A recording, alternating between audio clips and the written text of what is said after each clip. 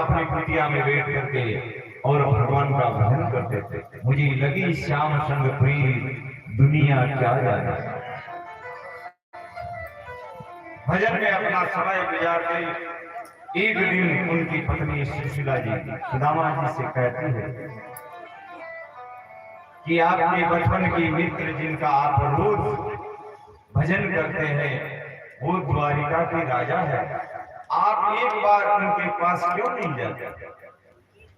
उनके पास जाने से हमारे संकट दूर हो जाएंगे। सुदामा जी ने कहा, देवी मैंने आज तक कभी किसी से कुछ मांगा नहीं है, मैं अपने मित्र से कुछ मांग नहीं सकता।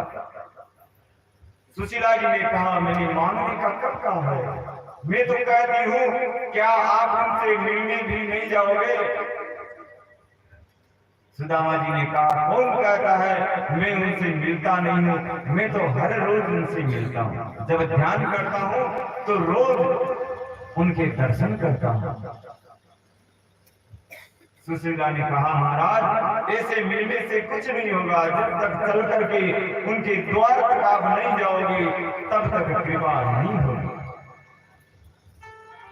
आप एक बार जाओ, मिल करके तो आइए, वो सब जानते हैं, कहने की जरूरत नहीं है। सुदामा जी ने कहा, तुम कहते हो तो ठीक है, लेकिन कहते हैं अपने मित्र के घर, अपने गुरु के आश्रम में और भगवान के मंदिर में अगर कोई व्यक्ति जाता है तो उसे कभी खाली हाथ नहीं जाना चाहिए। और हमारे पास मित्र को देने के लिए कुछ नहीं है, मैं खाली हाथ कैसे जाऊं? उनकी पत्नी ने कहा, आप चिंता ना करें। तो वह अपने पड़ोस में जाती है और जाकर के उनसे एक मुट्ठी चावल मांगती है। उनकी पड़ोसन थाल भर के लाती है, ले जाओ। लेकिन सुशीला जी ने कहा, नहीं, मुझे केवल एक मुट्ठी चाहिए। फिर दूसरे घर में जाती है, दूसरे घर से भी एक मुट्ठी चावल और लाती है। फिर तीसरे घर जाती है, इस प्रकार 3 मुट्ठी चावल लेकर के, जो अलग अलग भांत के थे, लेकर के बांधने के लिए कोई कपड़ा नहीं था तो अपनी ही टूटी फूटी व जीर्ण शीर्ण साड़ी का एक पल्ला फाड़ करके और उसमें उन चावलों को बांध करके सुदामा जी के हाथ में देती है कि जाइए और ये अपने मित्र को भेंट कर दीजिए,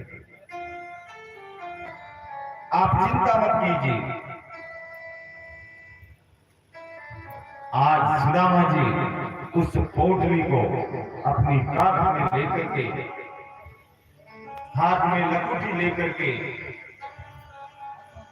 और भगवान से मिलने के लिए घर से रवाना होते हैं। मन में विचार करते हैं कि मैंने ऐसा कौन सा पुण्य कर्म किया कि आज मैं भगवान के दर्शन करने के लिए जा रहा हूं। अपनी फटी धोती, दुर्बल शरीर, लकड़ी हाथ में, चावल की पोटली काट में घर से भगवान श्री कृष्ण का गुणगान करते हुए सुदामा जी है घर से निकलते हैं। चले श्याम सुंदर से